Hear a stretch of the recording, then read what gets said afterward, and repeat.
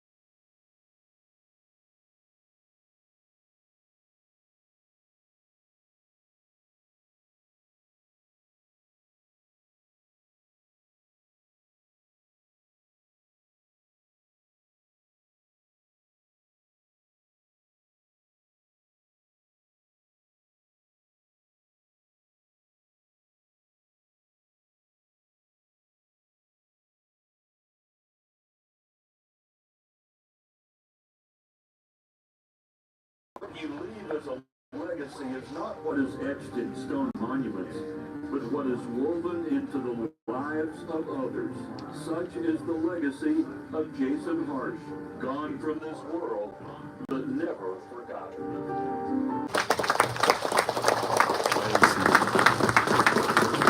What a great man that we lost. And Ray was saying, you know what? Anyone else have anything to say? Any comments about Jason they would like to share at this point? My nephew, John David. My nephew, John David. John David?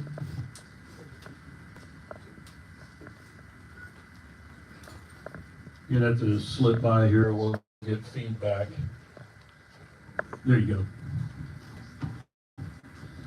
Thank you all. I had to write something. I'm not as polished as Brett or Kenneth here, but I'm going to have to read. Y'all hear me now? Growing up as a teenager, Uncle Jay always looked out for me and included me in so many things. I remember when he started here at Memorial Park, I was about 12 or 13 years old. I'd stay at his house for a week or two in the summer, so that meant early mornings and late nights at the course. I think this is where I first learned of Jason time or Harsh time. We'd come up to the course in the morning, 4 or 5 in the morning. He'd talk to people. We'd drive around checking on things, and then he'd take me to his office and say, "Sit right here. Don't touch anything. I'll be right back." Of course, that wasn't the case. About an hour or so would go by. He'd come back. "What are you doing? Are you hungry?" "Yeah." Meantime, he didn't know that I ate probably every peppermint or stick of gum that was in his office while he was gone. But we'd go up here to Beck's Prime, and he'd give me a burger, a dog, and then he'd say, "Sit right here. I'll be back," and he'd be off again. And luckily, Julie, Glenn, Joe, folks like that were always around to check on me. It was in these years, or these days and years, to follow that I'd meet so many wonderful people here who became family. From the turkey fries, golf tournaments, Houston Open, and so many other countless memories. And then seeing Jason's kids grow up here on the golf course and enjoying something that he poured his heart and soul into. Uncle Jay also coached me with my grandfather in baseball. We had a near perfect season, only losing one game and ultimately going on to win the championship. It was a season I'll never forget, and being able to spend it with Jason, my grandfather, was a treasure.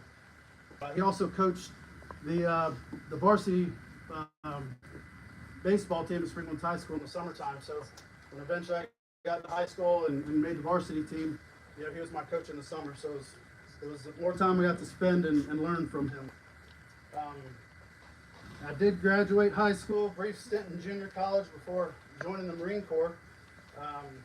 Had a 3-month boot camp in San Diego. And I couldn't wait to see family after all that time. So the day of graduation, I look out into the stands, and who do I see? Aunt Andre, Uncle Jason there supporting me. I could always count on them for that. A couple of years later, still stationed in California, Jason and Andre brought the girls to Disney. I'd never been as a kid, so I was pretty excited that I got invited. Tough Marine, all excited about going to Disney, but it was awesome to see, Jason with his 2 little girls, carrying him on his shoulders, walking through the amusement park. He loved you little girls so much. As Jason's family grew, I get to witness camping trips, scavenger hunts at the farm. Abby still hasn't forgiven me for a tent I let them borrow one year. There's a bunch of us out there camping, and I let Jason and Abby borrow a tent. So sometime in the middle of the night, a downpour came, and so in the morning, I crawl out of my tent, and Jason and Abby are crawling out of their tent, soaking wet. And I said, "What happened?" And he says, "Your tent had 1,000,000 holes in it." Abby had to sleep on my stomach so she doesn't float away. It was great times. And then Jake, when he got older, we go hunting trips down to South Texas with friends. And on this one particular trip, the guide and me are driving with Jason and Jake. We drop them out of blind, and He says, hey, this fallow deer is going to come out right when the feeder goes off, but don't, give it a little time, see what else comes out. Well, we get back in the buggy, we start driving off, we get to the end of the road to the gate, and bam! We're like, was that them? I called Jason, I'm like, hey, dude, was that you guys that shot? And he goes, yeah, Jake smoked them. It was so, I could see his smile, through the phone. He was so excited, and he loved being out there in the field. I was privileged to share many great memories with Uncle Jay and the family, and I feel very blessed. My wife and I were honored to have Jason speak at our wedding, and then meet our son Sam, who's now 14 months. And I remember when Nadia was pregnant, and I was talking to Jason, I just said, man, I'm scared to death, becoming a dad, and he gave me some of the best words of encouragement. He just told me, JD, he goes, best job I ever had was being a dad to my kids.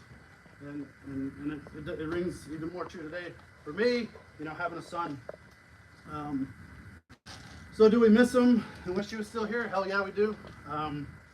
We may not understand it, but I know he's walking with Jesus, and I choose to thank the Lord for the time he allowed us to have with him, and know that we will see him again. And Andrea, Abby, Ella, Jake, I love you. There's a room full of people who love you. Just, if you need anything, just ask. And that's all I got.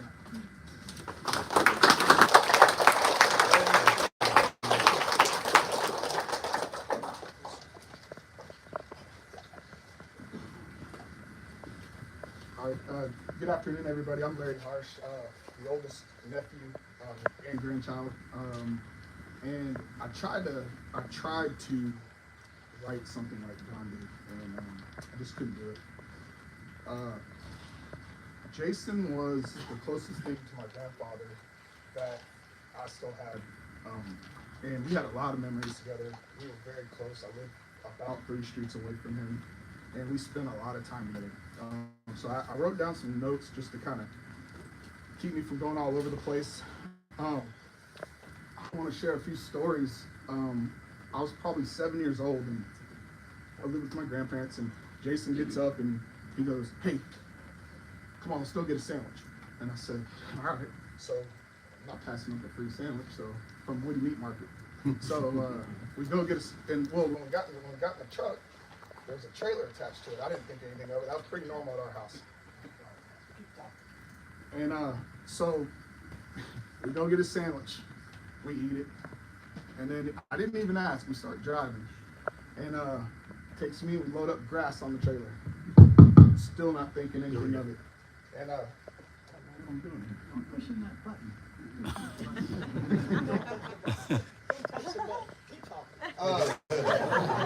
Anyways, I'll talk loud. So anyways, we go get the grass, we come back, and he goes, all right. And so I go inside, and he goes, where are you going? I said,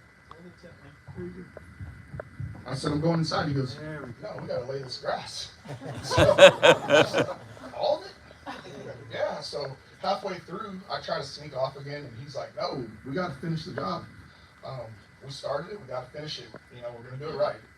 And so we laid all that grass, Jason and I. And so he lured me in with a sandwich. Fast forward, now I live a few streets away, and he's like, we always call each other Harsh. We very, very rarely call each other by our first name. That's just kind of our little thing. But he called me and go, hey Harsh, I need you to come look at a plug at my house. And I said, all right. He goes, probably 10 or 15 minutes. So, okay. It was a plug, but it was under the deck, next to the septic, outside, like in the backyard, and it was just way more work. And every time he called me and said, hey, I need you to come look at something, 15 minutes. Like somebody mentioned earlier, yeah, it was Harsh time. In 15 minutes, it was 2 hours. I promise you. If he's told you 15 minutes for a project, just chalk it up for 2 hours. So, I'll never forget doing that with him as a kid. And there was just, I have so many stories just tagging along with Jason and Bubba and my grandpa and everybody. But still to this day, he would lure me in with something. Hey, I got a 6-pack, and I just need you to come look at this plug. All right, if you get me. He coached me as well, or helped coach, I'll say. But I will say, when I played high school baseball and football, which were just a great time for me. He was at every game. He did not miss a game. Him and Andre would be at our games, sitting with Grandpa in the stands. And then I go to college, and I left from Bubba and Jason's townhouse over in Hedwig Village. And that was where I was with them all the time. And so that's where I left and headed out to college. And then Jason came to a couple football games, watched me play, come home, and continue our relationship. And then I go to boot camp. Jason's at the Omni Hotel or the Crown Hotel. I can't remember which one it was that we left. I think it was the Crown. And but he's there, like last minute. Parents, you gotta go. Jason's waving us by, waving by to us.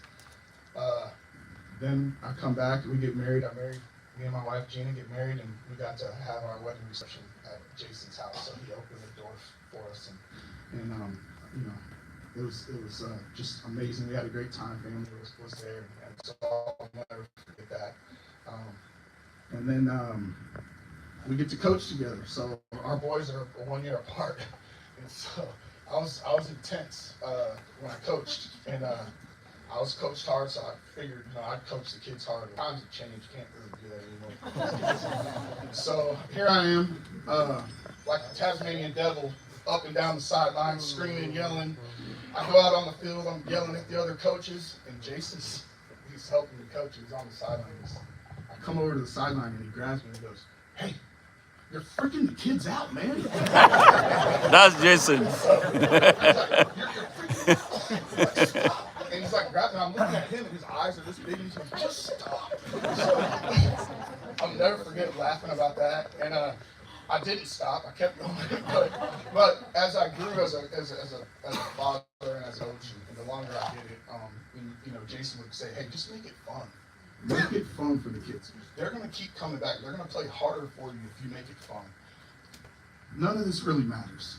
Just make it fun." And so that was one thing that, as I continued to coach, I just would always tell like some of the younger parents now, because I have an 8-year-old, and it's I'm dealing with people, it's their first time through, and they just want to win, and I'm like, this doesn't matter, and I can just hear Jason, so that's something else that I just wanted to share with everybody. He was a hard worker. He worked really hard, like Kenneth said, and some of these other people. He was here, and you couldn't keep him away from just working, period. I mean, if he wasn't working at the golf course, he was working at his house. I go over one day, and he had a leak. I'm thinking, okay, he's gonna patch the leak. He had the walls cut open. And I was like, "Jason, what are you doing?" And he goes, "Well, if I'm gonna fix it, I'm gonna fix it right." And he's literally started, and I go back over a few days later, a whole other section of wall is cut open. And I'm just looking at him, I'm going, "Oh, Jason, stop, hire somebody to do this." He wouldn't do it. That's how Jason was. He wanted it done right, and he was no nonsense about it. I'll share one more story before I end. He was in his wheelchair, and he calls me. This was about a year ago. He calls me, and he goes, "Hey, Harsh, I need you to come over." And I was like, "What's going on?" He goes, "I got this guy in my driveway, and he won't leave." I said, "What?" And there's no telling Jason, right? So I'm like, "Okay." I was like, "Well, I'm on my way to baseball." I said, I'll come by later. So I didn't think anything of it. Sure enough, it's like 8:30. He calls me back. "This guy's still here." And I go, "What? What did you get into, man?" And he goes, "Just come over." I said, "Do I need to bring my gun? Like, what's going on?" And he goes, "No, I just need you to come over here." So I tell Gina, and Gina's like, "Larry, just be careful." Because there's no telling what Jason got himself into. This is the silliest thing. He hired a guy to change his garage door.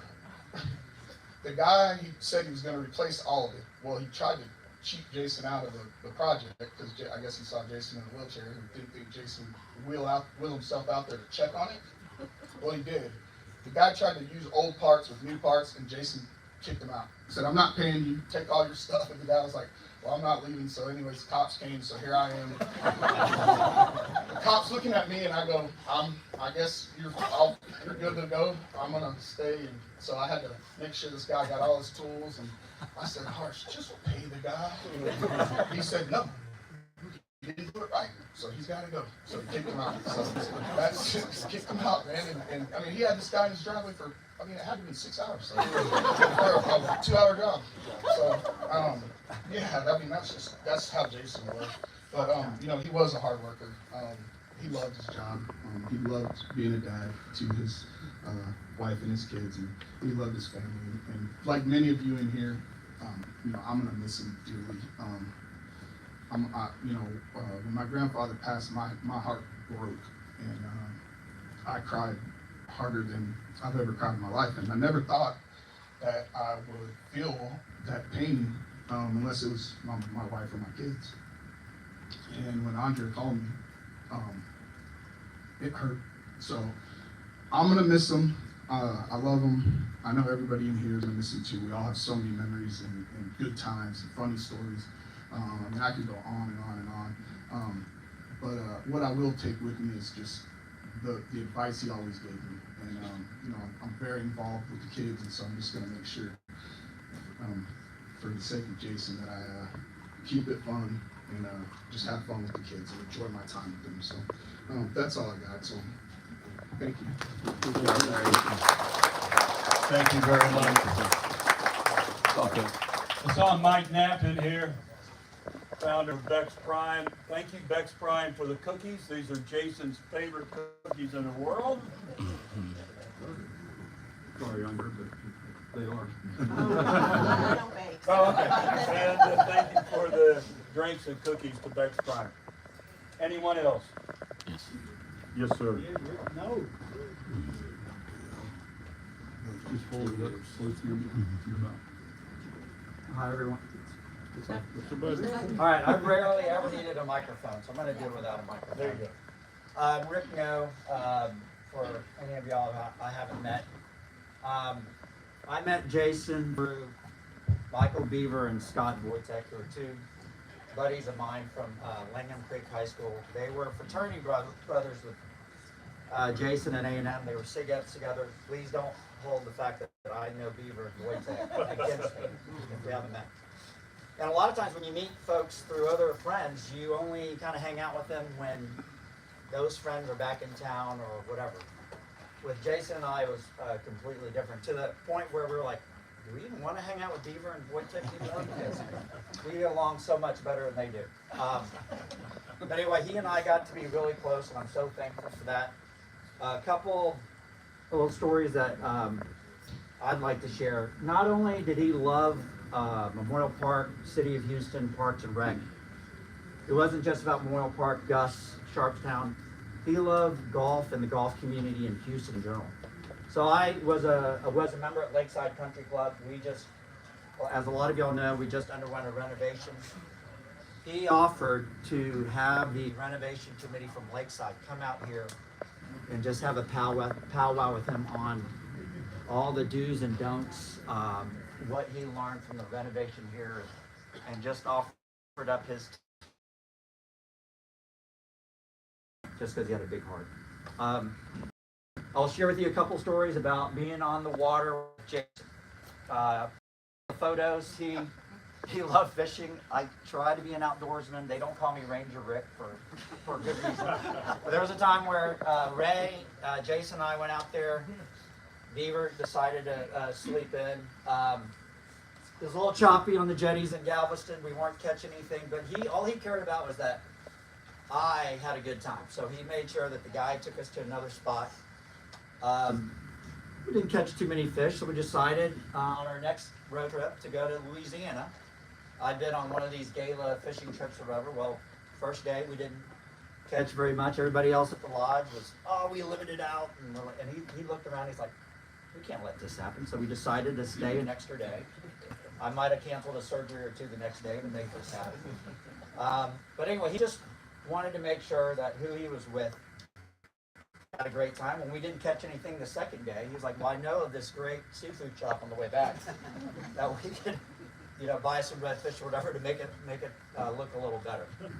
But the last boating story I want to share with you, it goes back to Hurricane Harvey. So obviously everybody in this room was impacted by that. It hit on Saturday. That Monday, it was hard to get cell service. Everybody was scrambling. He used his boat to go out and perform a ton of rescues in the Northwest Houston, in Cypress area. He and I texted on that Tuesday evening, and he said, "Hey, I think we've got things taken care of here in Cypress." That liked him and inquired about him and all that stuff back in those days. Even to this, well, anyway, that's another day. But we were out at dinner one night, and yeah, these guys, some of the guys in the back were there. You know what I was talking about? Some lady came up and goes, "Was that he?" And he wasn't wearing a wedding ring, and she was like, "Well, he's really my friend's type." And we were like, "Wait, he's his wife right there. Like, what do you mean?" It was funny. He just kind of looked and smiled, laughed, typical harsh. But so I've got a few stories that I will try to keep quick and try to be able to read them. I have my glasses here, but you know,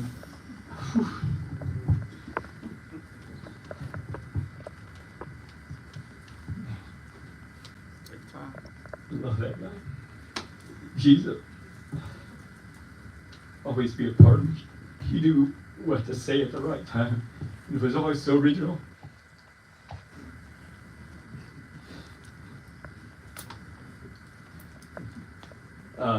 In March of '94, my mom passed away. And after my wife Tanya was driving, we live up in DFW. We were driving down to San Antonio where she and my dad were living. And after I got done talking to my brother and my cousins and everybody, I looked at my wife and I said, "I need to call Harsh. He'll know what to say."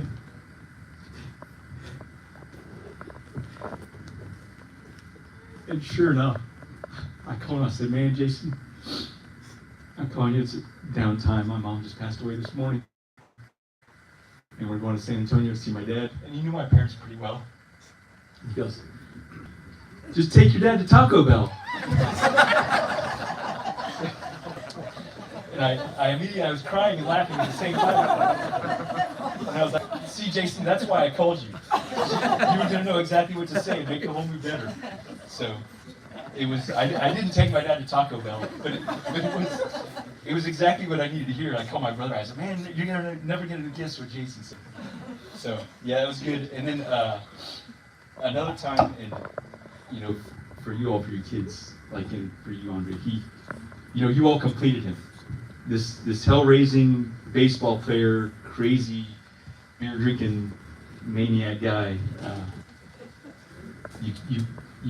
You brought calm to his life and settled him down, and just he lived for you all. As everybody said, he loved you all. He was a family man.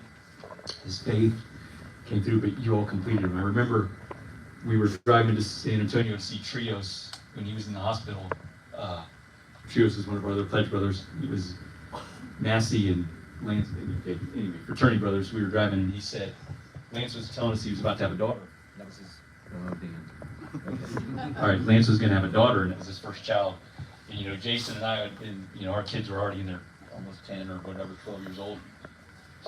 And Jason said, "Lance, the most important thing you can do as a father of a daughter is show her love. She will learn love from you.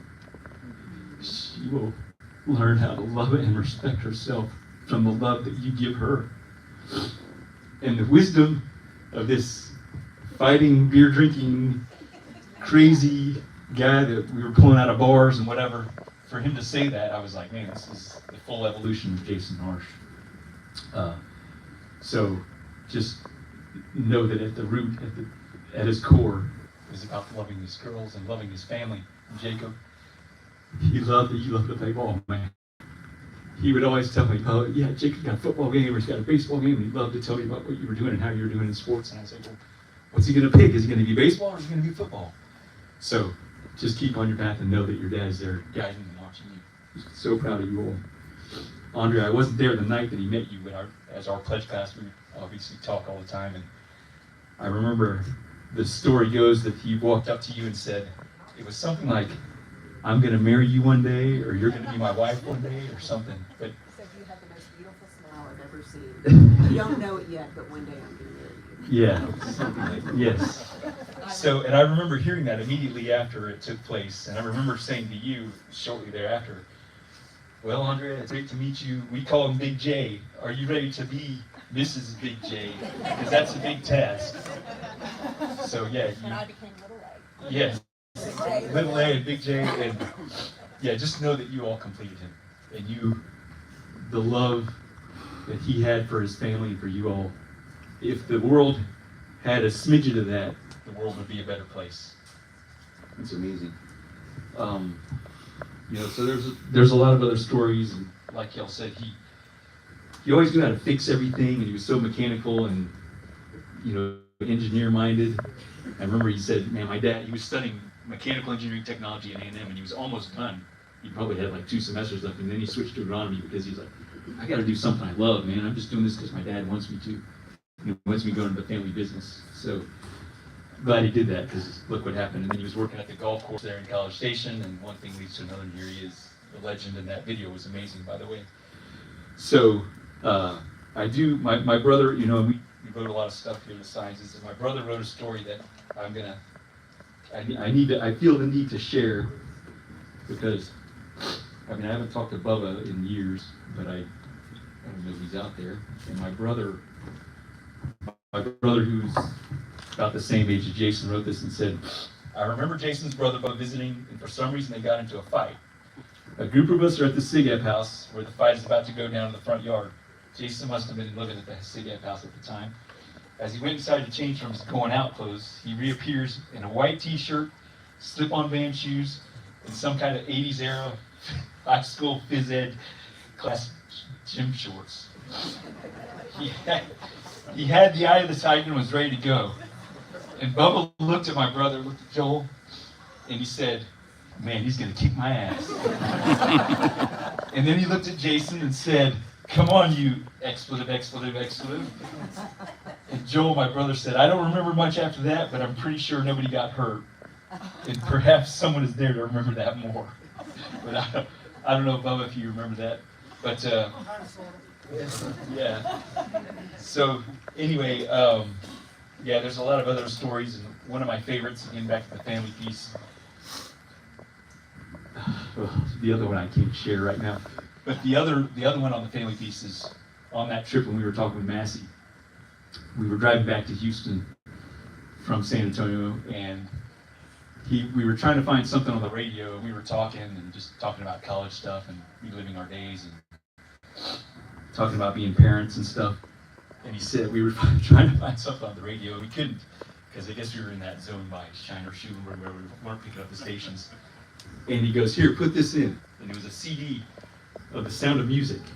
And here's Big Harsh. Again, this guy, remember the image I had of this guy, from getting haze together to beer, bars, all that stuff, to now he's singing every single song on the Sound of Music soundtrack from the top of his lungs. He's like, man, my daughters love this, and I love it too. And we listened to that the whole way home.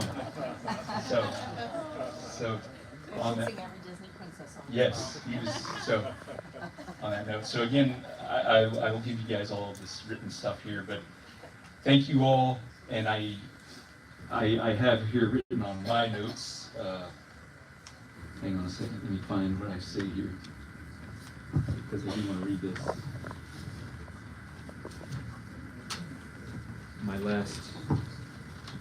My last paragraph here says, Andrea, Abby, Ella, Jacob, please be proud Harshes. How can you not be? Please know that each of you are so lucky and blessed to have him. You get to carry on his legacy. He loved you all more than anything and would give his entire world for you all. And you completed him. The love he lived on earth, and the love was love for each of you. Now he's in eternal life, an eternal love with our Lord and Savior, loving you and watching you from above forever. God bless you all. And to Jason, wait, one more. And to Jason, until I see you again, my brother, I love you, Jason Lee Andrew Harsh. You are and always will be my brother. God bless you. May the Lord watch between you and me while we are apart one from another. Amen.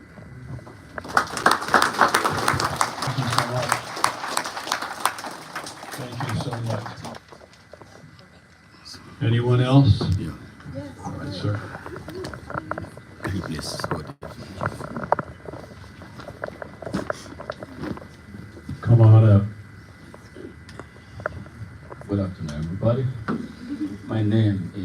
Smart Mado Ajaja. I am a registered nurse. I am from Nigeria. Jason and I connected about 2 years ago. I was working in one of the home health agencies that was managing his case. So on being approached to take his case, I was forewarned that he was a very difficult patient. And that none of the clinicians who worked with him were able to stay up to 3 days. So that inspired me to take the case. Having worked as a nurse in Nigeria, South Africa, and so many states here in the United States, and having dealt with patients from across cultures and various statuses, so I decided to take this case. And when I got there, we set goals together after introducing myself to him and his wife. He said to me, "Did you hear anything? Did they tell you anything?" I said, "No." So we started working. And right from that second, we became not just friends, we became brothers. Something happened that I cannot explain. And I decided to take this. He was so cooperative, and not only that, he was so helpful. His wife, Andrea, was so amazing. The kind of confidence they had in me, I've never felt that with any patient that I've worked with all my nearly 40 years of being a nurse. And we worked. His case started getting better. Along the line, the need for me to move to another company arose. And that created a crisis. Jason did not want any other person, any other nurse to take care of him. He wanted me. The agency that I was working with, I wanted to leave, were in a kind of confusion, a dilemma about who to send. So after a while, I decided I was going to take the case on contract basis. But the reason was because of my love for Jason. So I decided to do the case until he got better and he was discharged. The friendship did not end there, it became brotherhood. He knew that I was a Rastafarian. Every time I come to his home, he played Bob Marley until I left. And then I am an activist. I'm the convener of Open Nigeria and Africa Unite, and the anchor of Nigeria Now at Channel 1 on ONN on YouTube. Jason never missed any episode of my live stream. I believe the Saturday before he passed, he was there. He would tell me, "Fire on, Buffalo Soda." One thing that I cried about was he always invited me, "Come, let us hang out together." He would ask me, "Hey, you crazy Nigerian, what's wrong with you? You're always working. You need some time to relax. You don't relax, you're always working. Come. For free, I'm going to teach you golf." I was okay, Jason, give me a week. The week will come and pass. He will call. He say, "You did it again." And in our last conversation, I said, "Okay, now I'm going to have to do this." I didn't know that was going to be it. Until I received a text message one morning from Andrea. He said, "Smart, just wanted to let you know that Jason has gone to be with Jesus. He appreciated your compassion towards him, and he loved you." I cried. I couldn't even call her, so I had to send her a message. How saddened I was.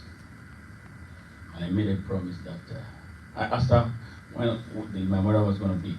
She texted back and told me it was going to be today. So I made it a point that I was going to come here. And I'm very glad.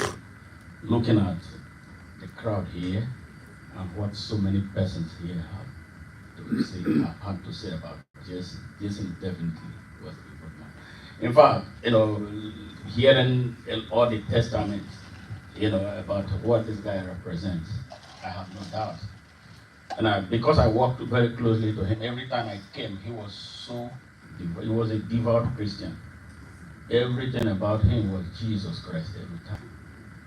Yes, I remember him play this song, about getting strong, never giving up, and all that. I don't know how to sing that song, but he was there. I believe that his faith will take him to where the Almighty God is. I'm so happy to be here. Thank you very much for the opportunity given me. Thank you so much. Anyone else? Come on up.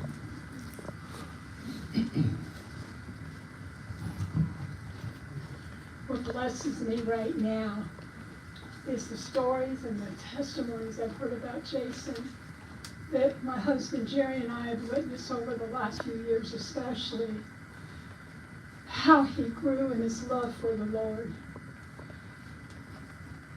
And it was so genuine. It was so genuine. And when we heard the news about him having to go into the hospital and having surgery, he was just like a sponge. We went out there and we prayed for him and encouraged Andrea and Jason the best we knew how. And like I said, he was like a sponge. He received so easily everything that we shared with him. And okay, I'm going to share a song that I want, to encourage Andrea, Abiel, and Jacob with, but everybody here that have loved ones that have gone to be with Jesus. And when the hard times come, some hard days, some days harder than others, and you remember your loved one, and you remember Jason. That's all I'm going to share. The words to the song. Okay.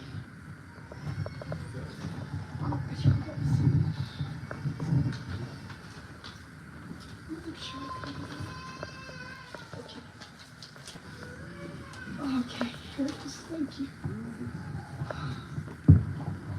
I'm sorry. We love Jason. Before I'm going to go off the path here a little bit. The last time we saw him was at Abby's graduation celebration in College Station. And when we were getting ready to leave, our Lord just put on our heart to tell him how much you love him. And we did. And he said, I love you too. But our relationship with Jason grew so much, especially over the last 5 years, I want to say, about the last 5-6 years. And I remember telling him before his dad, Barry, went to heaven. We were outside in their front yard, and I said, Jason, I want you to know something. If your dad had a choice to come back, do you know what? He wouldn't want to come back. Because of what he's experiencing in heaven right now is 24/7 with Jesus, celebrating. And here's the song. I promise I won't sing it. It's very good. I can only imagine what it will be like when I walk by your side. I can only imagine. I can only imagine what my eyes will see when your face is before me. I can only imagine. Surrounded by your glory, what will my heart feel? Will I dance for you, Jesus, or in awe of you be still? Will I stand in your presence, or to my knees will I fall? Will I sing hallelujah, or will I be able to even speak at all? I can only imagine. I can only imagine when that day comes, when I find myself standing in the sun. Okay. I can only imagine when all I ever do is forever and forever worship you.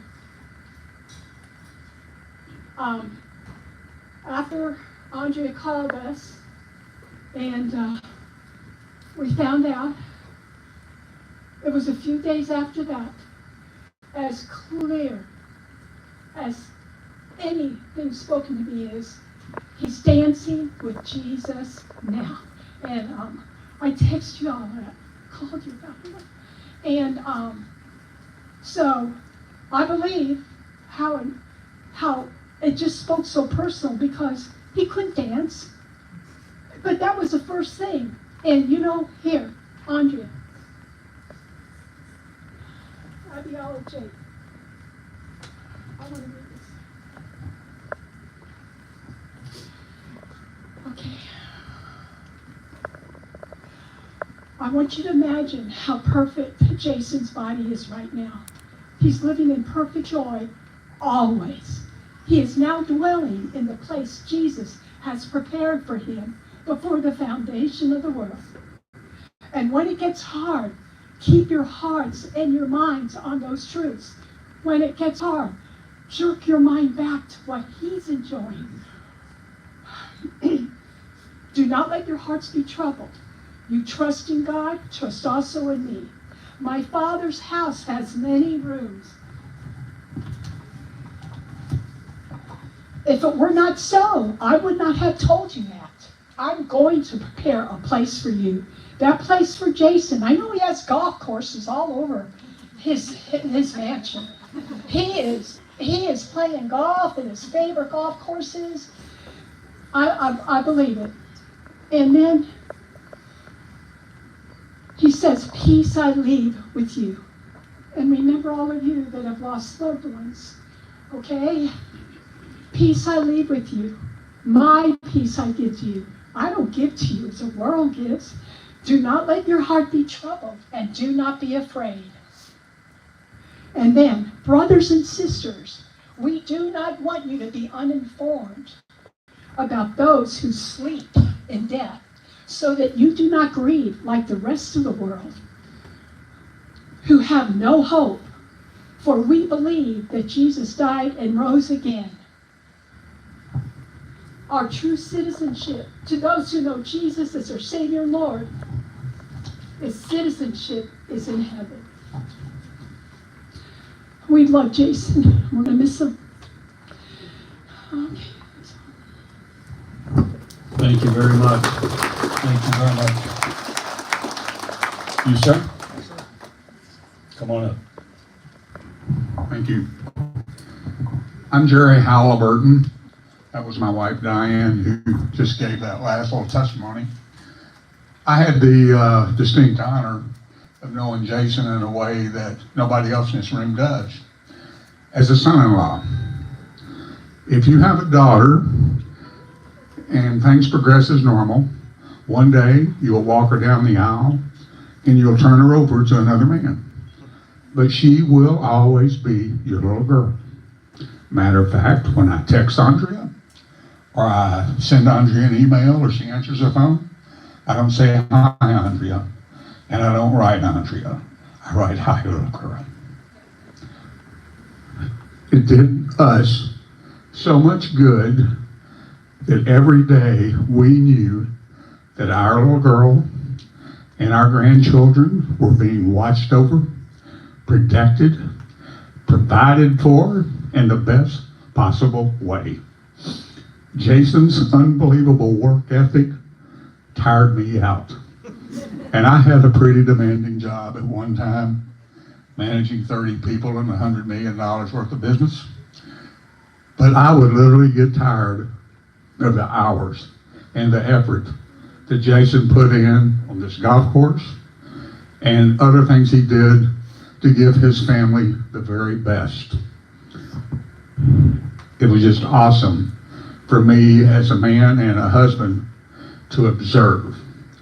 We are so fortunate, and I again take great pleasure in somebody earlier mentioned fishing, because I didn't know if I was going to say this, but now I am.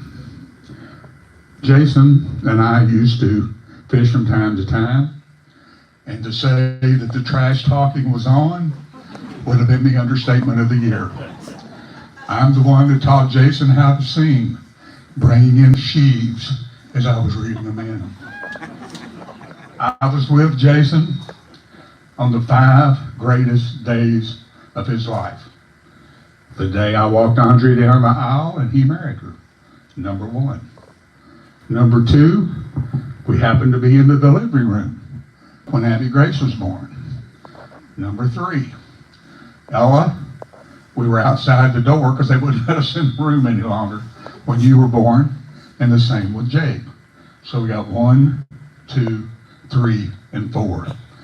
The 5th was the day that Jason saw Froggy die. Froggy was a little frog in my tackle box that I'd had for 20 years. And whenever the fishing was slow, or Jason was catching more fish, or bigger fish, I would bring out Froggy. Froggy never failed me. And Jason hated that little frog. One particular time we were fishing, I think one of the Turney Brothers ponds off of Telge Road, and Jason was so proud.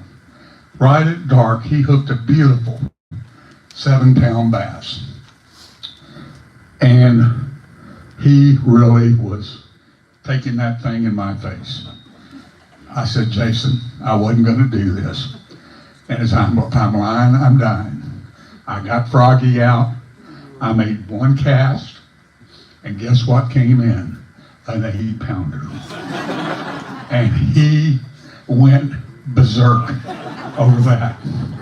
When I said the 5th happiest day of his life, a few months later, Jason was working at the golf course in College Station, and we would go out and ride golf carts, and there was a little creek back there that we used to fish. And it had really grown up and gotten high with a lot of rain, and we were casting there, and he again had caught a nice fish, and as usual, I went to Froggy. I threw Froggy, and the wind came behind me and gusted Froggy into a tree. And the creek was too wide, too deep, and moving too fast, and I had to break the line and leave Froggy in that tree. I turned around, and again, if I'm lying, I'm dying. Praising Jesus.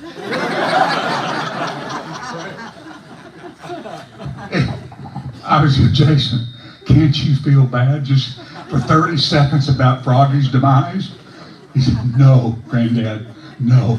I'm the happiest I've been after the marriage to Andrea and the birth of my children. This is my 5th greatest day of my life.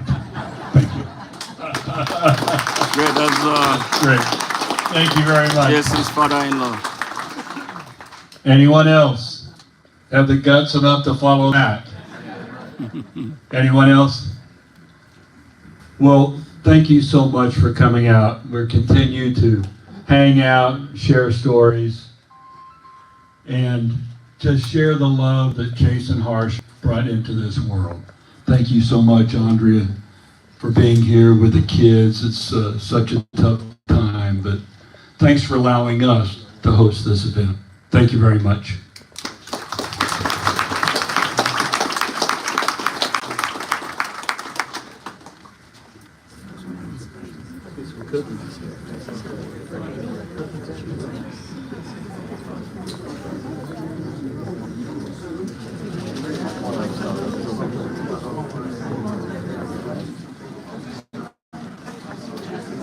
Beautiful story.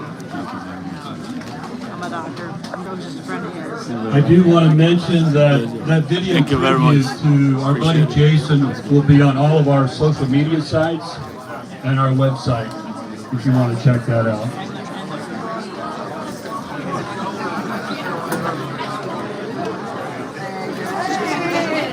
Oh, and the QR code to donate to the clock is on the flyers.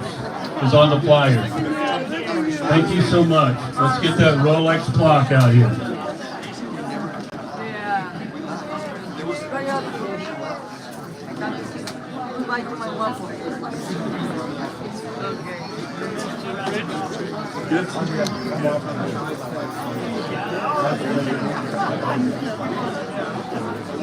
Okay. Wife.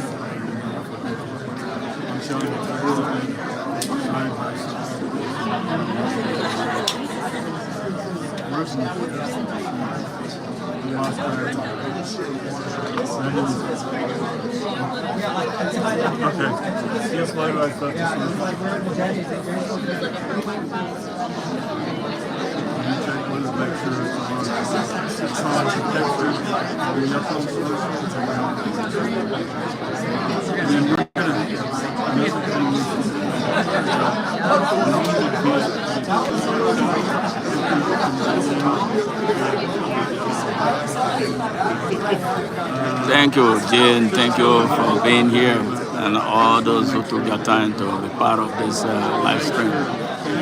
Such a great event here, and so appreciative to all of you.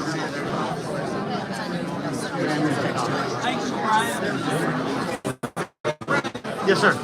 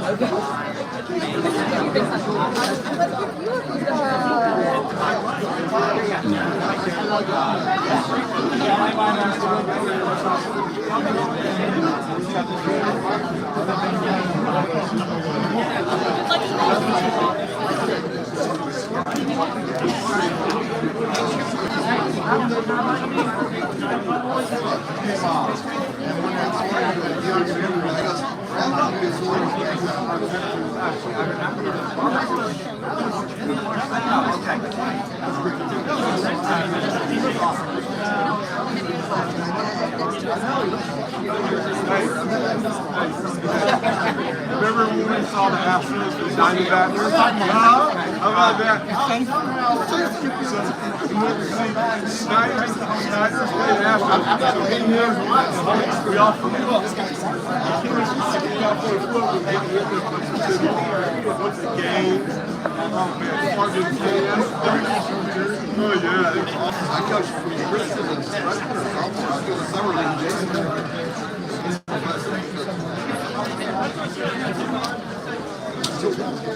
You and David.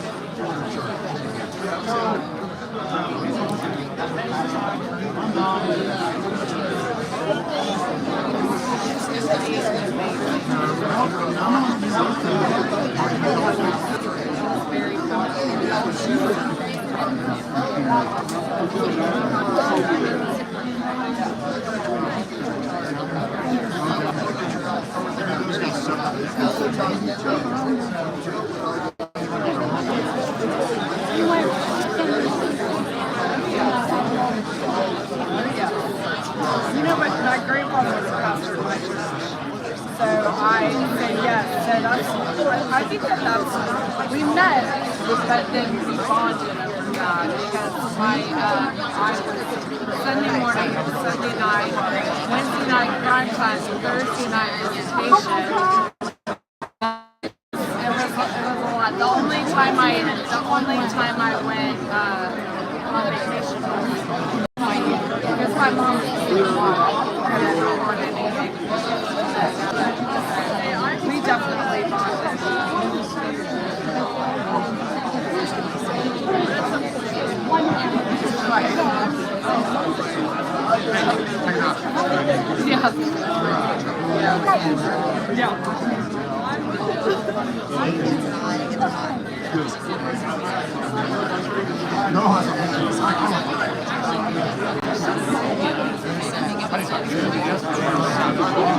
Great memorial.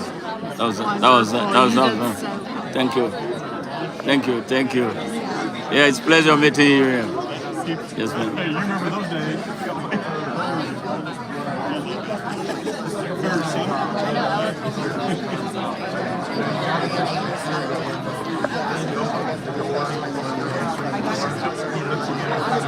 Right? That's one of those. Yeah. Like, oh, all right, then we're done. Here cleaning my gun. I'll be back. Right. Wait before you're out. Yeah, I tell them. There you go. You got a little senator. You got a president saying so you pick up. You know, we went to hospital together. And so I know Tommy or Lance is on the other side of him. I don't think and Ray is in the white shirt. They're all high school.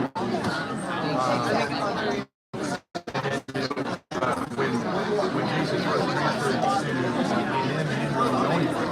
so I was kind of the tour guide for that first semester. So absolutely. Places that next semester I played. And he saw me going through the leadership and everything, and he got to start meeting some of the sit-ups, and he was like, I'm pretty cool guy, you know, and the next year I was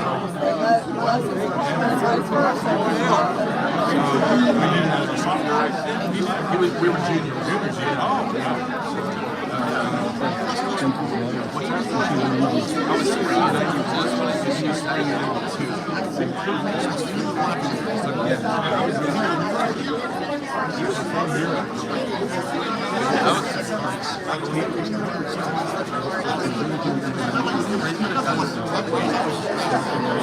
You ever have some conversations?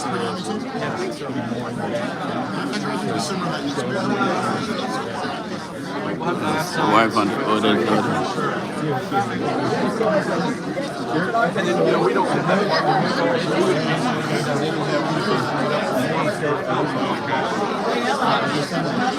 once in a while I come down here, I'm not a golfer, so I missed out all these guys were always coming down to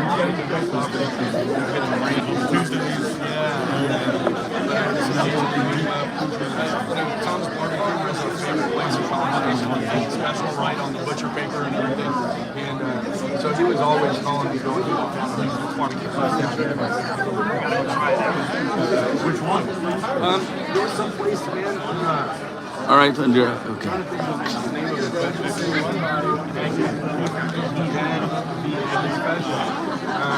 Great memorial. Great. I loved it. Yeah, thank you. Awesome. I like to. Thank you very much. I'm going to share it with your mom. So, yes,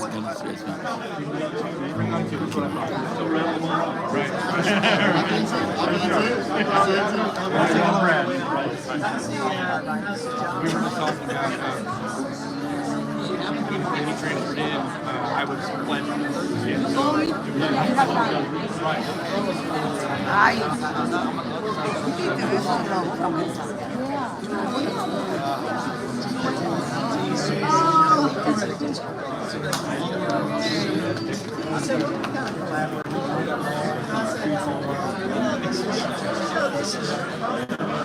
He called me and trying to get him on. I didn't even see you guys. Okay.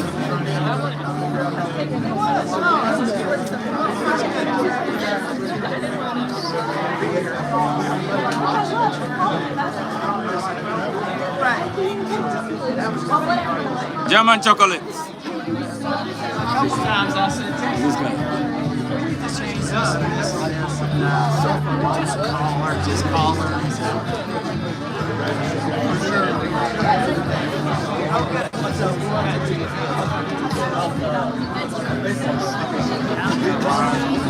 Jason, love you.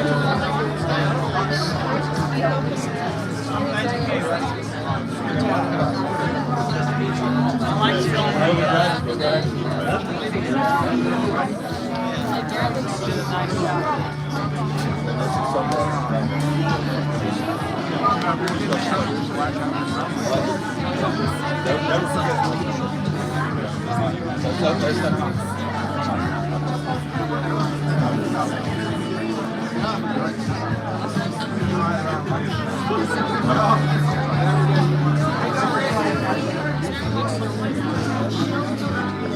Jason and I used to love to tell great stories.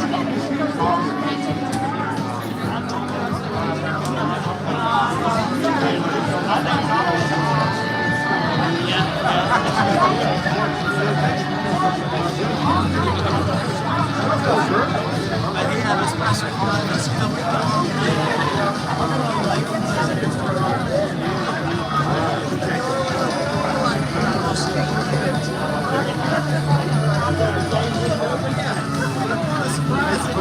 Yeah, thank you very much, man. Appreciate it, man. Thank you. Nice meeting you. Thank you.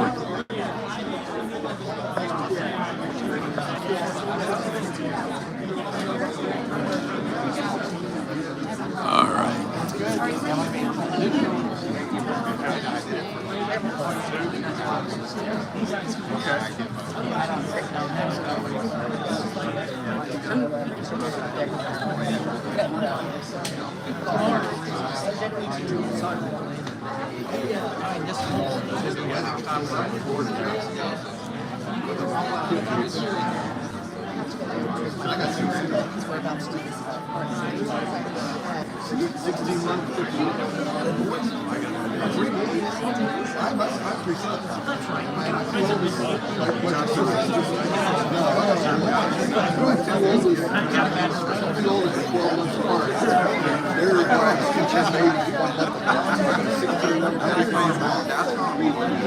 Okay, Andrew. Yeah, I want to do the golf course before some of my favorite. Okay.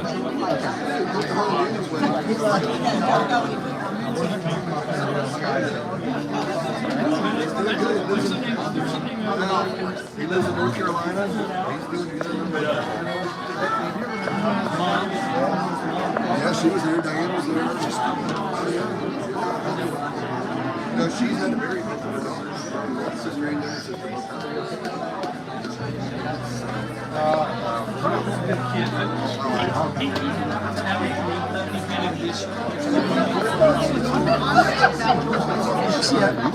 Is there any other thing they are doing?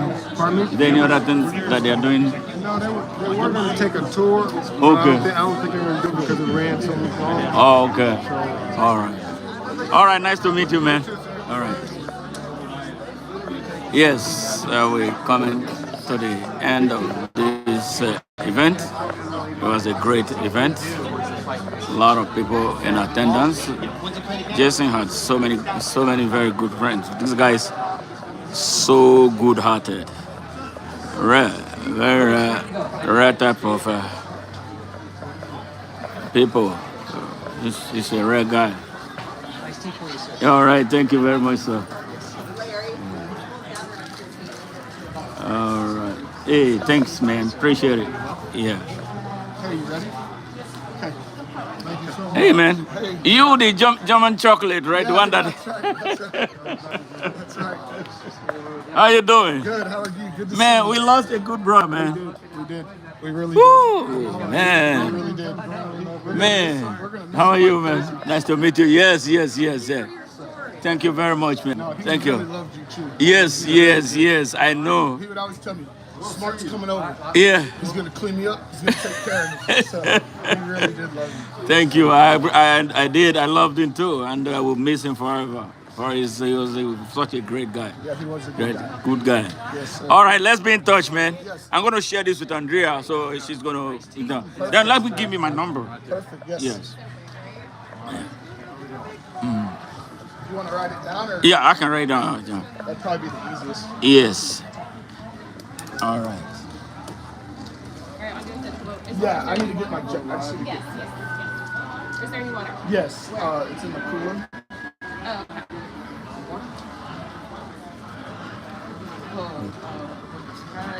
okay. Hey, be sure to call me, man, so I can save your number. Okay, I will. I'd like to be talking to you. Okay, yes, sir. All right, good to hear from you, man. Thank you. Yes, sir. All right.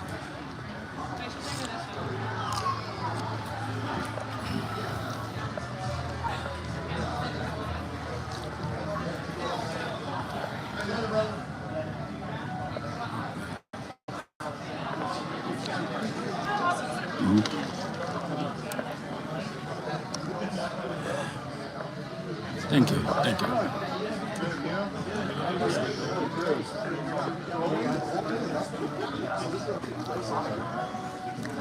All right, you're welcome. Thank you very much. Okay. You guys take care. Yeah, I did.